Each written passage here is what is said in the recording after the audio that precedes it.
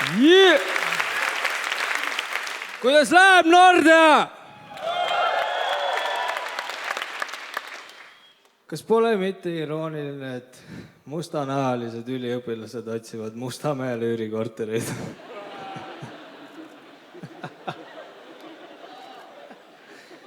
Ma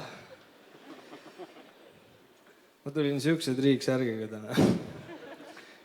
Siis ma olin nagu all seal backstage'is, Mattias küsis mult, kuule, kas sa võtsid siuksed riiksärgi, et veel tumedam välja näha?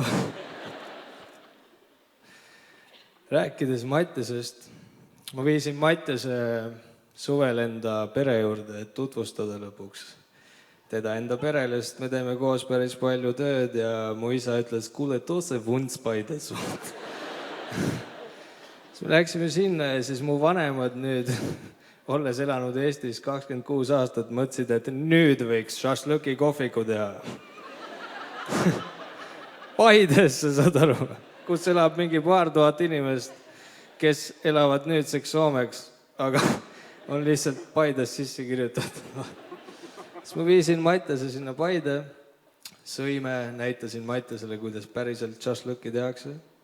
Mitte ei pane äädikat sinna, mingit sükst jama ei ole, vaat. Teie panete äädikat, nii et fucking... Ja siis sõime ära, kõik oli nagu okei, mõtlesime, et hakkame nüüd Tallinna tagasi tulema ja siis Mattias läks kallistas mu ema. Ja siis läks uksest välja mind autosse ootama. Siis ma jäin vanematega veel rääkima mõneks hetkeks ja mu ema küsis, mis tal viga on? Kas kõik Eesti mehed kallistavad tumedamaid naisi? Siis ma ütlesin, kas sa ise ei näe, mis tal viga on. Ja siis mu isa tuli, oota enne, kui sa ära lähed. Ma ütlen sulle ausalt, ma ei usu, et ta on 30. Sest 30 aastat vana mees selline vunts ei jäta endale ees. Mis meestega sa suhtled? Aga noh, ma ütlesin vanematele, et kõik on hästi, Mattias ei ole selline vend, nagu te arvate. Tegelikult ma arvan, et on, aga ma pidin kuidagi ta ära päästma. Aga kuidas siis ma nüüd lähen edasi siit sellega, et ma kevadel läksin tüdrukust lahku. Ma olen vallaline. Ja siis ma olin tüdrukust lahus olnud 2 kuud juba. Ja siis ükspäev ta helistab mulle. See on see aeg, kus nagu me vaatame üksteist siukse näoga. Ja ta helistab mulle, siis mõtlen, kui ma võtan vastu, kuidas ma temaga räägin nagu samamoodi. Ja siis ta ütleb mulle, et tšau, kuule, tead, siuke asi on. Ma lugesin just Facebookis, et üks Süüria pere toodi Inglismaalt Eestisse ja neil on abi vaja. Kas sa ei tahaks minuga koos aidata neid? Siis ma ütlesin, oota, kas ma olen nagu sinu tutvusringkonnast ainuke vend, kes võid Süüria välja näeb? What the fuck? Ja siis ta ütles, ei, no ma mõtlesin, et sa oled siuke hea südamega, ja ära hakka mingit paska, nagu räägi, mis värk on, vaata. Siis ta ütles, et neil on vaja mähkmeid, riideid, süüa, siia, sinna, kõik asjad on vaja, vaata. Ja ma tõesti nagu, ja ma aitan vabalt, muidugi ma aitan. Sebisin kõik inimesed kokku, sebisime süüa, pamperseid, plekki, riideid, kõik asjad, mis oli võimalik välja sebida. Käisime kaupmehe poes, mis kurdi asi see veel on nagu... See on nagu kohutav, aga sealt saab normaalse hinnaga pamperseid. Ja siis võtsime need pampersid ja siis sain teada, et see pere elab Põlvas. Kas te teate, kus on Põlva või? Põlva on fucking teise Eesti otsas. Ja ma lähen oma eksiga 2 Põlvasse.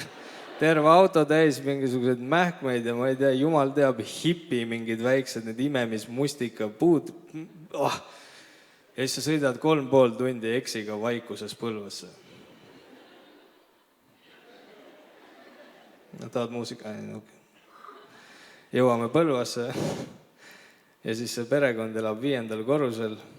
Nagu kõik inimesed, keda ma tean, kõik olivad 5. korrusele, et me saaksime käia. Lähme üles ja tuleb välja, et on see Süüria pere ja siis pereisa on toonud ka enda venna pere sinna. Siis ma mõtlesin, putsi, kuidas me nüüd nii teeme, et neid pamperseid jagub kõigile. Ja siis need Süüria pere on nagu, thank you, very much, thank you. Can you please stay here? Ja siis mul on nagu, no come on, ma olen armeenlane, Süüria minu jaoks on okei. Päriselt. Aga selle Eesti tüdruku jaoks oli... Kui ta kuulis, et nad tahavad, et me jääks sinna ööseks, ta läks näost siniseks. Ja siis ma mõtlesin, kuna tema jättis mu maha, siis ma mängin selle Süüria perega kaasa.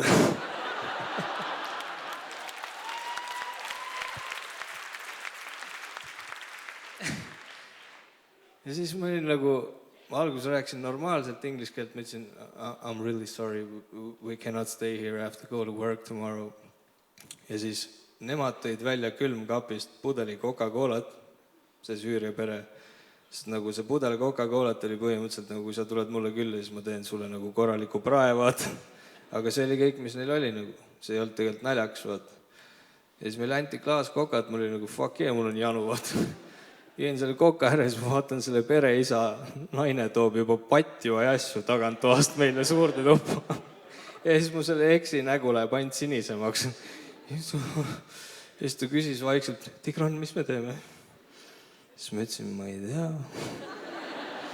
Ja siis see tüüp ütles nagu ühe korra veel, please stay here. Nad tahtsid lihtsalt meid majutada, sest nagu nii coolid inimesed tõid Tallinnast meile pamperseid ja värke. Ja siis ma läksin selle tüübi kõrvale ja vaatasin oma eksile otsa, ütlesin, yes, let's stay here. Ja siis see vend ei saanud aru, et me ei saa jääda siia ööseks. Ja siis ma pidin temaga hakkama tema aktsendiga rääkima, et ta saaks aru, listen, my friend, we have to go back because work.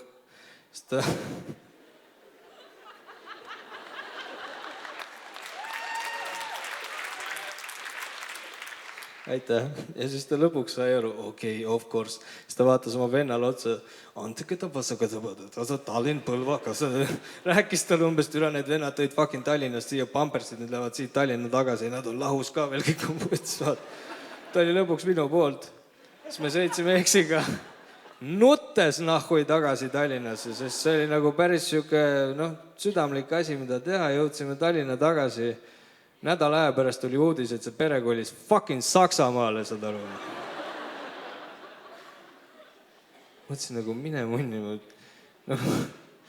Sebisin kõik asjad. Ma võtsin isegi Mattiase riided kodust ära, saad aru. Tüübid lendasid Saksamaale, saad aru.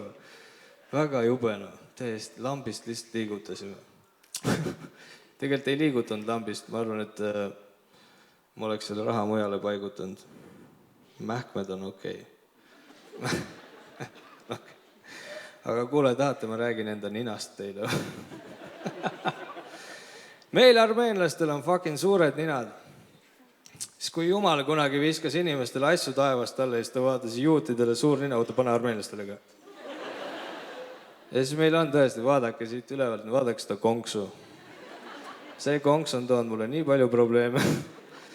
Ja siis ma kunagi ütlesin isale, et kuule isa, ma tahaks minna ninaoperatsioonile, sest see on suur. Miks? Kas sulle ei meeldi õhk või?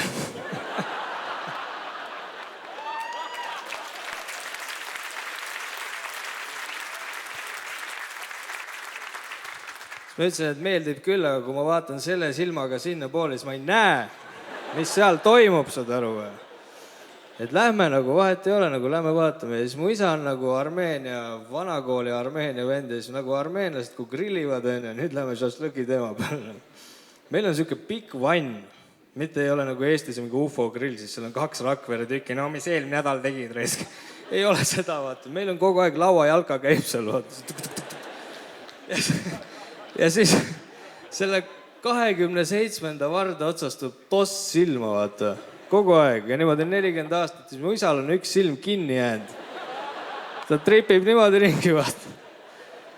Ja siis me sõidame sinna arsti juurde, isa on jumala kettas roolis, oi debil, sõidab lihtsalt. Ma lähen arsti juurde, astun kabinetist sisse, arst on nagu... Ma ütlesin, et tere, ma tulin, ma tean, miks te siia tulite. Siis küsisin, et mis sellega nagu teha, siis ta nagu rääkis mulle ära, mis saab teha, mis ei saa teha, ja siis ta ütles, et see operatsioon läheb maksma umbes 1100 eurot. Siis ütlesin, et tere, mis asja hakkad fucking tellinguid panema ümber siit. 1100 eurot Paides ei taha ükski armeenlane 4-kohalist numbrit never kuulda mingi nina pärast, vaata. Ja siis mõtlesin, et fuck it, hingame seda head õhku.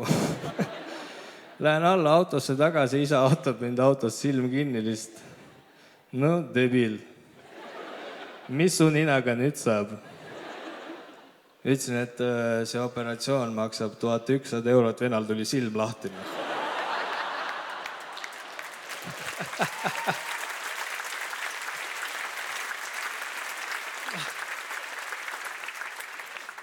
Ja siis ta vaatas mulle otsa selle lahtiste suurte silmadega ja ütles, Tigran, vaata debil. Ma ütlesin, see nina nokkimine läheb kalliks mulle maksma kunagi. Aitäh, Nordea, mina olen Tigran Georgian.